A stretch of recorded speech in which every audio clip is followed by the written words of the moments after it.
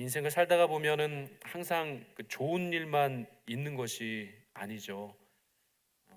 잘 믿고 또 하나님 안에 거하는 그런 삶을 잘 살아간다 할지라도 정말 다 잘 되고 형통한 삶으로 그렇게 인생의 길이 잘 아름답게 수놓아져 있으면 제일 좋은데 그렇지 못할 때가 때로는 있습니다.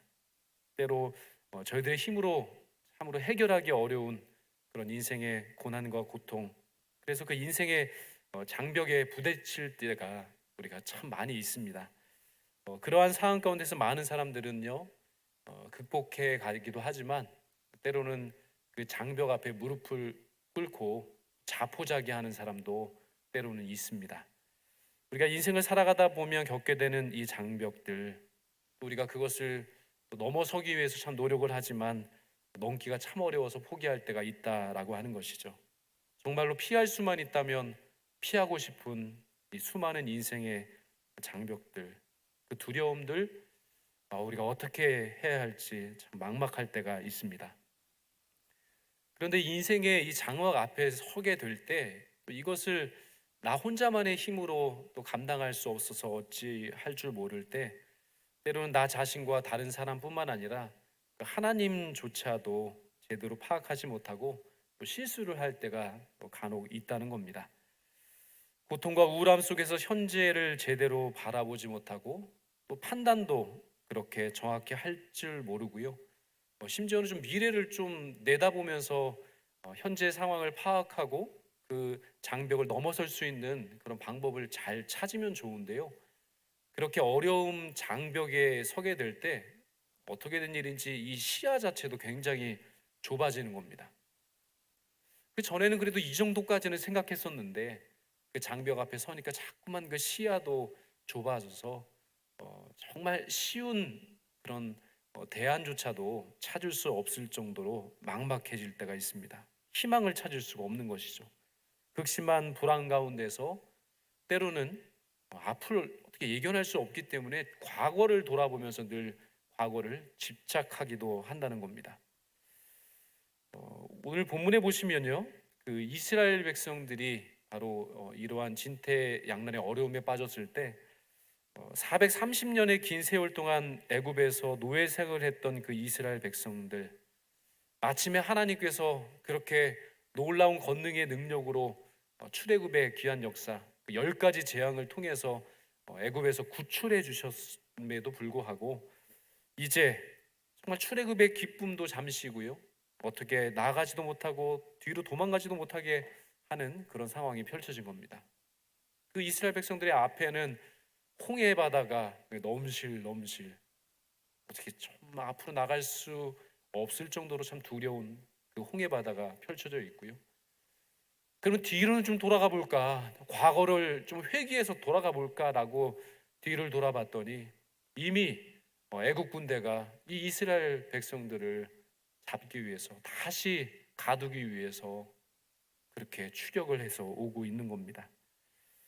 그러자 이스라엘 백성들 앞으로도 가지 못하고 뒤로도 가지 못하는 이 상황 가운데서 참 미래를 향해서 뭔가 새로운 것을 바라봐야 하는데, 그때 이스라엘 백성들이 한 것은, 그리고 이스라엘 백성들이 바라본 것은 하나님이 아니었습니다. 끝까지 하나님을 바라보고 하나님을 원망치 않고 그 비전과 소망 가운데 나갔으면 정말 그 새로운 길이 생겼을 텐데, 그때 이스라엘 백성들은 하나님을 원망했고 그리고 지도자의 son 모세를 원망하기 시작했습니다. 그 상황을 가장 잘 표현하는 말씀이 출애굽기 14장 11절에 이렇게 기록되어 있습니다. 출애굽기 14장 11절 말씀을 제가 봉독해 드리겠습니다. 그들이 또 모세에게 이르되 애굽에 매장지가 없어서 당신이 우리를 이끌어내어 이 광야에서 죽게 하느냐? 어찌하여 당신이 우리를 애굽에서 이끌어내어 우리에게 이같이 하느냐라고 말씀하고 계신 겁니다. 매장지가 없어서 이곳까지 이끌어 오신 겁니까? 왜 그냥 우리를 그렇게 애굽에 두어서 행복하게 살게 할 것이지 왜 우리를 이렇게 이끌어 와서 고생스럽게 하는 겁니까? 라고 하는 그런 원망과 한탄의 그런 이야기들이 지금 이스라엘 백성들의 모든 사람들의 마음을 그렇게 붙잡고 있는 겁니다. 이 인생의 장벽에 부딪힐 때 이스라엘 백성들이 보았던 반응, 바로 불평이었습니다. 그들의 입에서 이처럼 불평이 쏟아져 나온 것은 전능하신 하나님을 끝까지 바라보지 못하고 절망적인 지금 상황만을 바라보기 때문입니다. 그 절망적인 상황, 앞에는 홍해, 뒤에는 애굽 군대들이 추격해오는 이 정말로 절박한 상황 가운데서 하나님을 바라봤다면 아마 정말로 놀라운 일들이 그들의 삶 가운데 또 행적 가운데 나타났을 텐데, 그들은 전능하신 하나님을 바라보지 않고 먼저 불평하고 원망을 하기 시작했습니다. 하나님께서는 그들을 살리시기 위해서 애굽에서부터 건져 주셨는데 목적이 살리시기 위해서입니다. 그리고 하나님의 백성답게 거룩한 백성답게 살기 위한 새로운 땅, 그 땅을 주시기 위해서 그 백성을 이끌어 지금 인도하고 계신데 미래를 보지 못하는 겁니다. 과거에 그냥 집착해 있고요, 과거에 그냥 갇혀 있는 겁니다. 하나님이 열어주시는 그 미래를 향해서 한 발자국도 나갈 수 없고 그냥 원망과 불평 가운데 그의 마음과 모든 것이 다 붙잡혀 있는 겁니다. 하나님 살리려고 부르셨는데 그들은 되려 원망합니다. 왜 우리들을 죽이시려 합니까? 하나님 살리시려고 출애굽시키셨는데 이 광야에서 어려움에 직면한 이스라엘 백성들을 왜 저희들을 죽이시려고 이곳까지 우리를 이끌어 오셨습니까? 라고 원망을 하고 있는 것이죠. 그러면 지금 저희들의 모습을 한번 생각해 봤으면 좋겠습니다. 이것은 이스라엘 백성들의 모습입니다. 우리들의 상황은 어떻습니까? 혹여나 저희들을 구원하신 그 크신 하나님의 은혜, 그 은혜를 망각하고 계시지는 않은지 다시 한번 우리의 마음을 되돌아보았으면 좋겠습니다. 지금까지 여기까지 인도해 주신 그 하나님께 혹여나 불평을 하고 있는 나 자신이 생각나지는 않으십니까? 저희들은 어떤 인생의 장벽에 부딪힐 그때에 절대로 하나님을 원망하거나 하나님께 불평을 쏟아내어서는 안 될 겁니다. 왠지 아십니까? 그 원망과 불평은요, 하나님께 있어서는 전혀 하나님이 의도하신 것이 아니기 때문입니다. 우리를 사랑하셔서 그의 아들까지, 그 아들을 십자가에 죽기까지 내어주신 그 하나님께서 왜 아무런 이유 없이 저희들의 상황과 여건, 그 모든 것을 고난과 역경 그대로 방치하고 보고만 계시겠습니까? 우리를 그토록 사랑하신데 왜 하나님께서 우리를 그토록 고난 가운데, 역경 가운데, 완전히 망해버린 인생 가운데 방치해 두시겠습니까? 절대 그런 일은 일어나지 않습니다. 우리와 함께 하시는 하나님께서는 모든 것을 미리 아시는 하나님이신 줄로 믿습니다. 우리의 인생을 지금도 이끌어 주시는 하나님께서는 우리가 바라고 구하고 소망하는 것보다 더 좋은 것을 이미 아시고 우리의 그 인생길 앞에 그 모든 것을 미리 예정해 두고 우리를 이끌어 주시는 하나님이신 줄로 믿습니다. 그러면 어떻게 해야 할까요? 우리가 인생의 여정 가운데 겪게 되는 수많은 그 인생의 장벽들이 분명히 곳곳에 있을 텐데, 그런 인생의 장벽에 다다랐을 때 우리는 어떻게 해야 할까요? 바로 오늘 본문을 통해서 우리는 그 해결책을 몇 가지로 찾아볼 수가 있습니다. 먼저 우리는 인생의 장벽에 부딪힐 그때 순종의 발걸음을 내디뎌야 합니다. 안 될 것 같지만, 한 치 앞도 내다볼 수 없어서 불안하지만 그때가 바로 믿음의 발을 내디딜 때입니다. 그때가 바로 내디딜 때입니다. 아무것도 보이지 않더라도, 아무 일도 지금 일어나지 않을 것 같아서 불안하고 염려가 되고 다 포기하고 주저앉고 싶은 그때입니다. 바로 그때가 기회라는 겁니다. 그때가 순종의 기회요, 그때가 순종을 통해 하나님의 기적의 역사를 체험할 수 있는 기회라고 오늘 성경은 분명히 말씀하고 계십니다.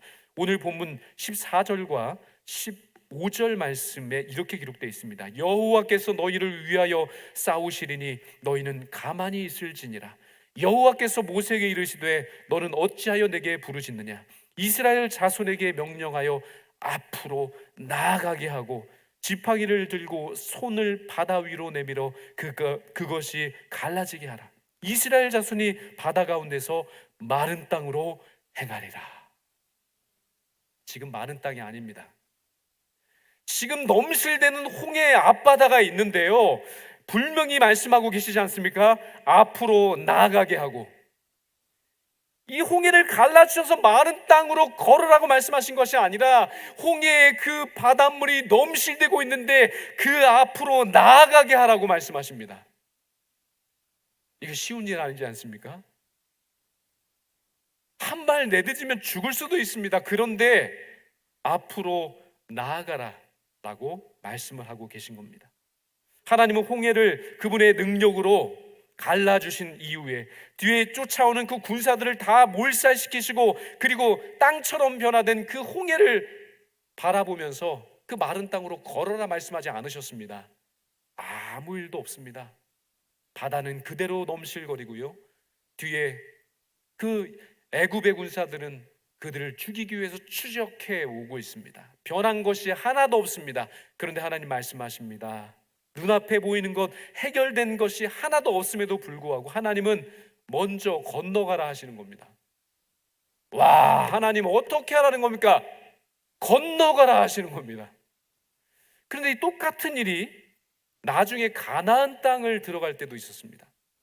이 가나안 땅을 들어갈 때는요, 이 요단강이라는 그 강을 건넜습니다.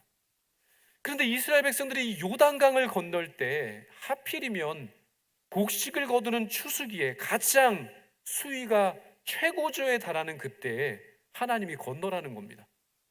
그때도 똑같았습니다. 홍해가 넘실거리는 그 바다를 바라보면서 앞으로 나아가라 말씀하신 하나님처럼 그냥 홍해를 건너라고 말씀하신 그 하나님이 바로 그 가나안 땅을 들어가는 그 요단강 앞에서도 똑같이 말씀하시는 겁니다. 놀라운 것은 어떤 것인지 압니까? 바로 가장 앞에 섰던 제사장들이, 법궤를 메고 이청교빗 앞에 섰던 그 제사장들의, 법궤를 맨 제사장들의 발이 요단강에 닿자마자 상류로부터 시작해서 물이 그쳤습니다. 그리고 그 요단강이 오늘 이 홍해가 마른 땅이 된 것처럼 마른 땅이 되어 걸어갔던 것과 동일합니다. 오늘 우리 하나님께서는 아직 해결되지 아니하였음에도 불구하고 건너가라, 발을 내디뎌라 라고 말씀을 하고 계신 겁니다. 바뀐 것이 하나도 없습니다. 해결된 것이 아직 하나도 없습니다. 그러나 하나님 왜 그렇게 하시겠습니까? 해 주시려고 하는 겁니다. 이미 예배해 주셨기 때문에 그리하라 말씀하십니다. 죽음으로 몰아가시는 하나님 아닙니다. 살 길을 예배해 주시는 생명의 하나님께서 생명의 길을 하늘로부터 내려주시는 줄로 믿습니다. 아직까지 전혀 해결된 것이 없다고, 다 해결되면 건너가겠습니다 어영부영하면요, 그것이 어찌 믿음입니까? 그것이 어찌 하나님의 기적입니까? 그것은 아무것도 아닙니다. 이미 갈라진 홍해 건너는 것, 믿음도 아니고 기적도 아닙니다. 그러나 아직 문제가 산적해 있고 아직 해결되지 않은 그 문제 가운데서도 하나님께서 발을 내디뎌 걸어라, 나아가라 라고 말씀하시는 그 음성을 듣고 믿음으로 한 발 내딛는 인생, 하나님께서 그 발걸음 가운데 새로운 살 길을 열어주실 줄로 믿습니다. 기적의 역사를, 그 믿음의 발걸음 한 걸음으로부터 시작하여서 하나님의 그 믿음의 역사, 기적의 역사를 하나님이 이루어 주실 줄로 믿습니다. 주기철 목사님 일화입니다. 주기철 목사님께서는 못을 거꾸로 박은 널판지를 지나가라 라고 하는 요구를 받으셨을 때 그곳에 발을 내디디시면서 찬송을 부르셨습니다. 어떤 찬송을 부르셨냐면, 저 높은 곳을 향하여 날마다 나아갑니다. 그리고 뒤에 이어지는 말씀이 이렇습니다. 내 주여 내 발 붙드사 그곳에 서게 하소서. 그 발을 내딛는 것이 주기철 목사님의 힘으로만 된 것이 아닙니다. 믿음으로 그 발을 내딛으셨을 때, 그때 그곳에 설 수 있도록 주님께서 붙잡아 주시는 겁니다. 그곳에 걸어갈 수 있도록 주님께서 믿음을 허락해 주시는 것입니다. 주기철 목사님께서 이런 고백을 이어가셨습니다. 저희 앞에 인생의 문제가 있어도 저는 나아갑니다. 인생의 여정 가운데 높디 높은 장벽을 만나도 해결될 것 같이 보이지 않는 어려움의 문제가 있을지라도 저는 주님을 믿고 의지하며 나아갑니다. 죽으면 죽으리라는 그 마음과 믿음을 가지고 나아갑니다. 십자가를 지고 골고다 그 언덕, 주님이 걸어가신 그 길로 저도 나아갑니다. 이것이 바로 인생의 장벽에 부딪힌 주기철 목사님께서 고백하셨던 그 고백입니다. 인생의 장벽에 지금 부딪혀 계신다면 바로 이 고백, 우리의 믿음의 고백이 되어야 할 줄로 믿습니다. 믿음은 절대로 뒤로 후퇴하고 침륜해 가는 것이 아닙니다. 믿음은 믿음의 눈으로 바라보고 아직 해결되지 않고 아직 나의 인생 가운데 그 문제의 장벽이 태산처럼 쌓여 있다 할지라도 그 부르심의 상을 쫓아서 주님께서 하신다 말씀하셨으니, 주님께서 해결해 주신다 말씀하셨으니 그 약속을 믿고 앞으로 전진해 나가는 것이 바로 진정한 믿음인 줄로 믿습니다. 저 높은 곳을 향하여 주님만을 믿고 순종의 발걸음 앞으로 내디딜 때 정말 홍해와 같이 넘실대는 우리의 그 인생의 앞바다, 그것이 마른 땅처럼 갈라지고 정말 시온의 대론처럼 우리의 인생의 그 모든 문제를 해결해 주시고 우리의 앞길을 예정하시고 예비해 두신 하나님의 해결책이 우리의 그 믿음의 앞걸음 가운데 이미 예정되어 있는 줄로 믿습니다. 이 믿음으로 나아갈 때 우리의 인생의 문제를 해결할 수 있는 새로운 기적이 시작되게 될 것입니다. 또한 우리는 인생의 장벽에 부딪힐 그때 은혜를 기억하고 은혜를 회복해야 합니다. 여기 앉아 계신 분들은 이미 은혜를 많이 받으셨습니다. 시치미를 떼시군요. 많이 받으셨습니다. 넘치도록 이미 받으셨습니다. 정말 많이 받으셨을 겁니다. 오늘 본문 16절에서 18절 말씀에 보면 이런 말씀을 하십니다. 지팡이를 들고 손을 바다 위로 내밀어 그것이 갈라지게 하라. 이스라엘 자손이 바다 가운데서 마른 땅으로 행하리라. 내가 애굽 사람의 마음을 완악하게 할 것인즉 그들이 그 뒤를 따라 들어갈 것이라. 내가 바로와 그의 모든 군대와 그의 병거와 마병으로 말미암아 영광을 얻으리니 내가 바로와 그의 병거와 마병으로 말미암아 영광을 얻을 때에야 애굽 사람들이 나를 여호와인 줄 알리라 하시더니. 놀랍습니다. 하나님께서 모세에게 이미 그 지팡이를 손에 들려주셨습니다. 이미 모세를 부르셨을 때 그 손에 쥐어진 지팡이를 통해서 많은 기적을 보여주셨습니다. 그 지팡이를 땅바닥에 던졌을 때 그 지팡이 어떻게 되었죠? 성경 벌써 다 잊으셨나요? 뱀이 됐습니다. 그리고 땅바닥에 기어다니는 그 뱀의 꼬리를 붙잡았을 때 어떻게 했습니까? 다시 지팡이가 됐습니다.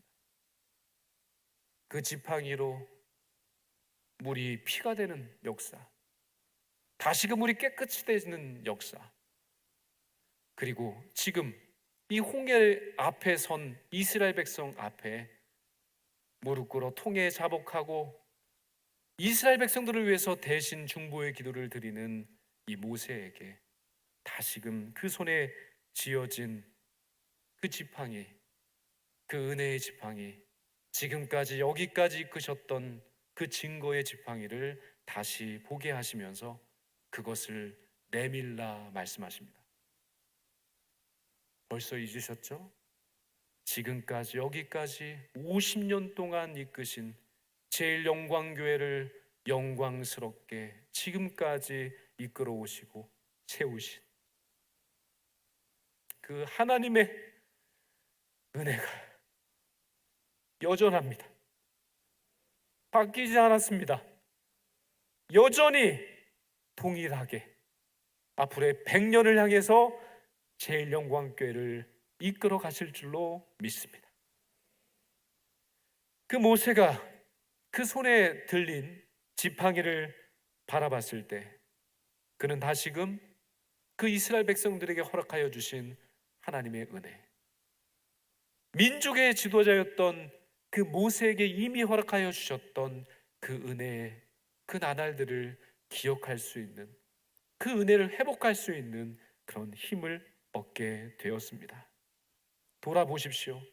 그 어떤 것 하나 이스라엘 백성들에게, 그리고 지금 그렇게 원망하고 한탄하고 있는 이스라엘 백성들을 이끌고 있는 그 모세라고 하는 지도자에게 그 무엇 하나 하나님의 은혜 아닌 것이 하나도 없었습니다. 그 손에 든 지팡이를 바라보며 아마 모세에게 하나님 이렇게 말씀하셨을 겁니다. 너와 함께 했던 나의 능력과 나의 은혜와 나의 기적과 그 모든 내가 너와 함께한 것들을 생각하고 기억하라 라고 말씀하는 듯합니다. 저희 모두는 하나님께서 베풀어 주신 이 은총과 능력이 우리 손에 이미 이루어졌음을 기억해야 할 줄로 믿습니다.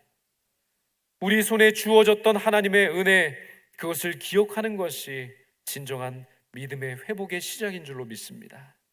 그것이 회복될 때 다시 은총의 자리, 다시 기적의 자리, 다시 주님께 쓰임받을 수 있는 믿음의 일꾼으로서 세워지는 그런 첫 걸음이 그곳으로부터 시작되는 줄로 믿습니다.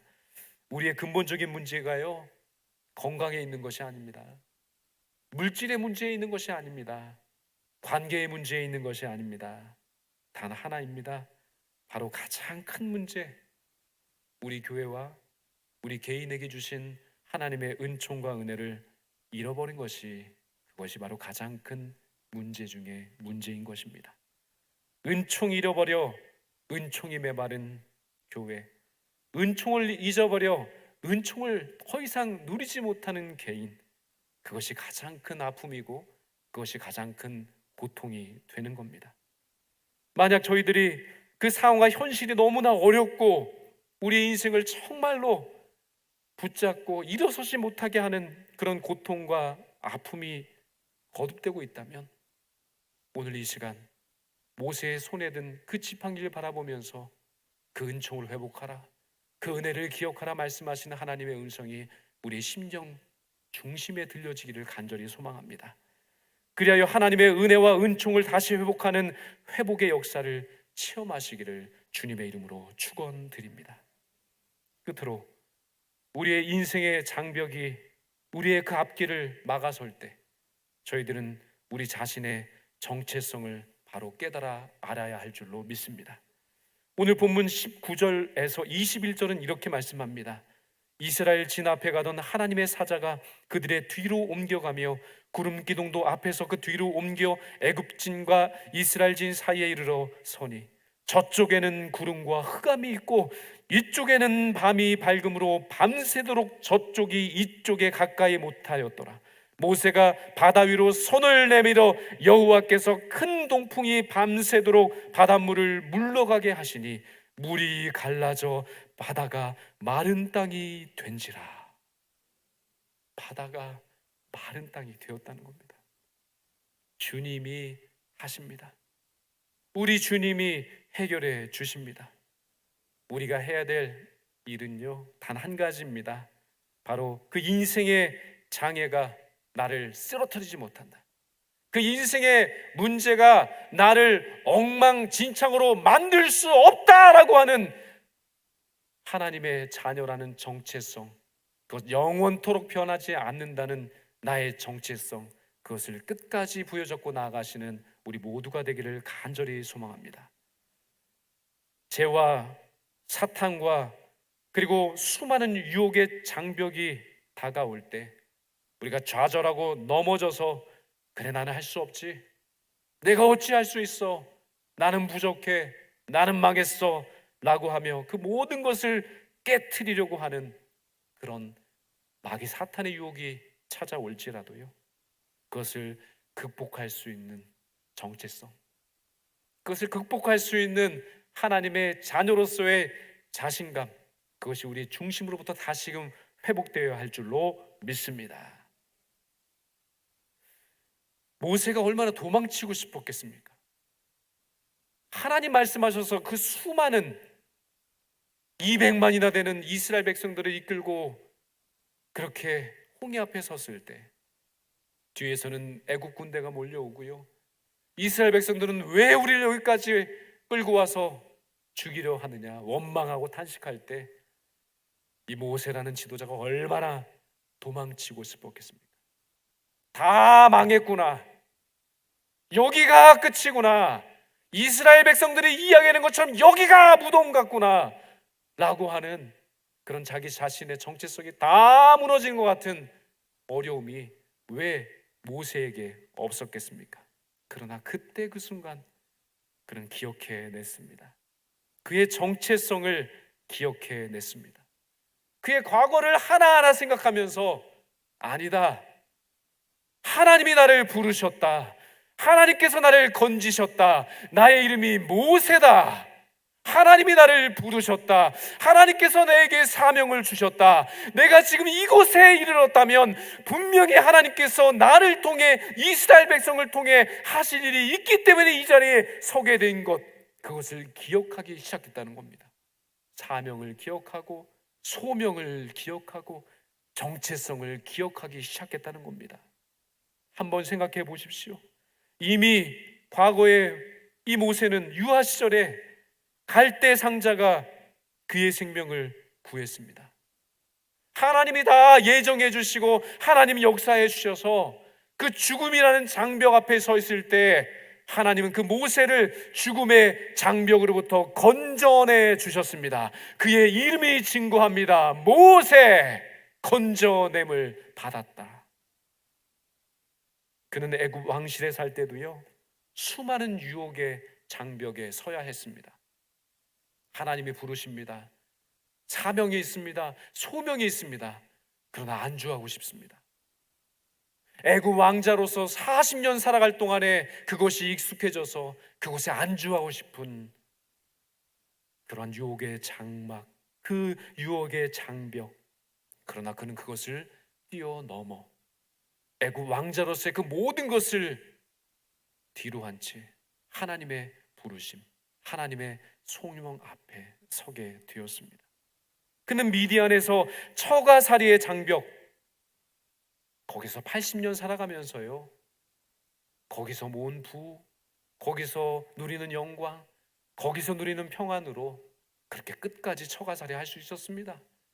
그러나 떨기나무 그곳에서 모세야, 모세야 부르시는 그 하나님의 음성을 듣게 되었을 때 그는 하나님께서 나를 부르셨구나, 하나님께서 하실 일이 나를 통해 하실 일이 있구나라는 사실을, 그 정체성을 바로 깨닫게 되었습니다. 그 처가살이의 장벽을 뛰어넘었습니다. 그가 그 이후에 80세가 되었을 때 소명을 받고 애굽으로 돌아갔을 때 바로가 예전 같지 않았습니다. 그를 가두고 그를 핍박하고 그를 죽일 수도 있는 그런 막대한 권력과 힘을 가진 자였습니다.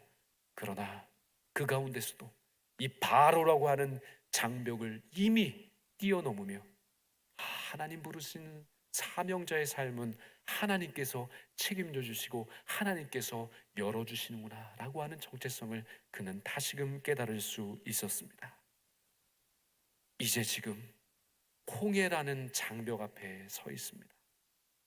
그러나 그 장벽 앞에 주저앉지 않고 포기하지 않고 그를 지금까지 여기까지 이스라엘 백성들을 지금 이곳 홍해라고 하는 그 앞에 세워주신 데는 뜻이 있고, 뜻이 있다면 그곳에 새로운 길을, 마른 땅을 걷게 하시는 기적을 내서라도 그 사명을, 그 소명을, 그 정체성을 이룰 수 있도록 하나님은 하늘로부터 새로운 살 길을 열어주시는 기적의 하나님이신 줄로 믿습니다. 하나님께서 우리의 문제와 함께 하십니다. 이 땅을 살아갈 동안에 우리가 겪게 되는 수많은 인생의 장벽들이 왜 없겠습니까? 오늘 그 장벽을 뛰어넘으면요, 내일 그 다른 인생의 장벽이 분명히 우리를 기다리고 있을 겁니다. 그러나 두려워하실 필요가 없습니다. 우리가 다시금 하나님의 자녀임을, 그리고 하나님의 부르심이 있음을, 그 소명 가운데 하나님의 자녀라는 정체성 하나를 굳건히 흔들리지 않고 부여잡고 나가실 수 있다면 능히 그 모든 인생의 장벽을 뛰어넘고 날아오르고, 그리고 그것을 건널 수 있도록 하나님은 문을 여시고 길을 여시고 뛰어넘을 수 있는 그런 새로운 살 길을 열어주실 줄로 믿습니다. 오늘 말씀을 받으시고요, 우리 모두가 하나님의 능력 가운데 죄의 장벽을 뛰어넘는 인생이 되기를 소망합니다. 관계의 어려움에게는 그 관계의 장벽을 뛰어넘는 역사를 체험하기를 바랍니다. 두려움의 장벽을 무너뜨리는 역사가 있게 되기를 소망합니다. 정욕과 거짓의 장벽을 무너뜨리는 역사가 나타나기를 소망합니다. 육체의 연약함의 장벽을 뛰어넘는 역사를 체험하기를 바랍니다. 거짓과 탐욕의 장벽을 뛰어넘는 역사를 경험하기를 소망합니다. 수많은 인생의 장벽 앞에서 쓰러지고 넘어지고 포기하고 주저앉는 인생이 아니라 주님과 함께 그 장벽을 날아올라 뛰어넘고 주님과 함께 그 장벽을 회피하고 그 모든 것을 열어가며 새로운 살 길을 우리 인생 가운데 열어주시는 그 하나님의 놀라운 생명의 역사를 오늘도 내일도 영원토록 주님과 함께 이루어 가시는 그런 복된 인생, 행복한 인생, 주와 함께 이루어 가시는 주님의 백성들 다 되시기를 주님의 이름으로 축원드립니다.